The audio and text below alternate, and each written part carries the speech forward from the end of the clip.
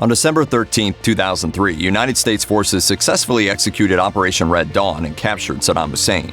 8 months after overthrowing Hussein, the U.S. government had placed him at the top of the most wanted Iraqis list, and for 8 months, Hussein was able to evade his pursuers. But his luck ran out that morning as he was found on a farm outside the Iraqi city of Tikrit. Ladies and gentlemen, we got him. Dragged from a hole in the ground, the disheveled former president of Iraq was arrested and charged with crimes against humanity. Following a trial conducted by the Iraqi Special Tribunal, Hussein was found guilty on November 5, 2006 and sentenced to hang. After Hussein lost a last-minute appeal to the Iraqi Supreme Court, his death sentence was carried out on December 30th. Hussein's road to leadership was paved with the blood of his political enemies. At the age of 22, Hussein was part of an assassination plot to execute Iraqi General Abdel Karim Qasem. The plan was botched, however, and Qasem was only wounded in the attack. After fleeing Iraq to Egypt, Hussein and his fellow Ba'athist party members regrouped with better organization. He returned to Baghdad in 1963 to participate in a coup that toppled Qasem's government, resulting in Qasem's murder. 1968 proved to be an important year in Hussein's power trajectory. His first cousin, Ahmed Hassan al-Bakr, became the first Ba'athist president of Iraq. Hussein was appointed to be the head of internal security, a role that allowed him to stay close to his cousin. By the time al-Bakr's health began to fail in 1979, Hussein was serving as the country's vice president. As fate would have it, al-Bakr took a turn for the worse and could no longer serve the Iraqi people. Upon resigning, the role of presidency was turned over to Saddam Hussein.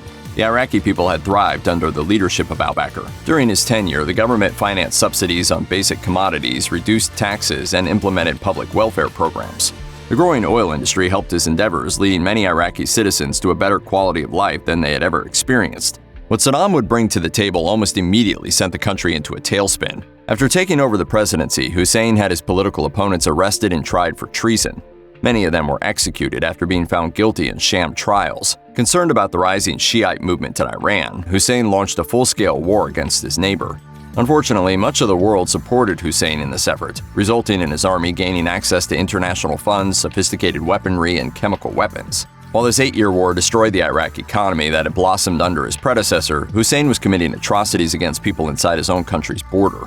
Paranoid about any of his subjects being loyal to Iran, Hussein began to purge his country of suspected traitors.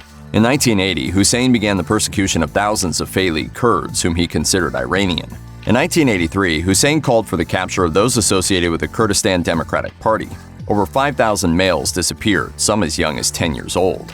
Decades later, hundreds of their bodies were found buried in a mass grave.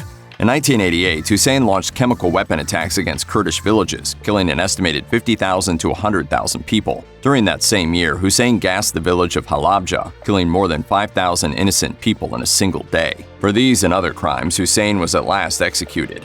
But what became of his body? Immediately after his execution, Hussein's body was placed under the control of the United States. In early 2007, Hussein was interred inside an opulent mausoleum at his home village of Auja. Out of growing fears of vandalism and corpse desecration and an abundance of caution, officials and family members began considering moving the body elsewhere. Finally, in 2014, Hussein was disinterred.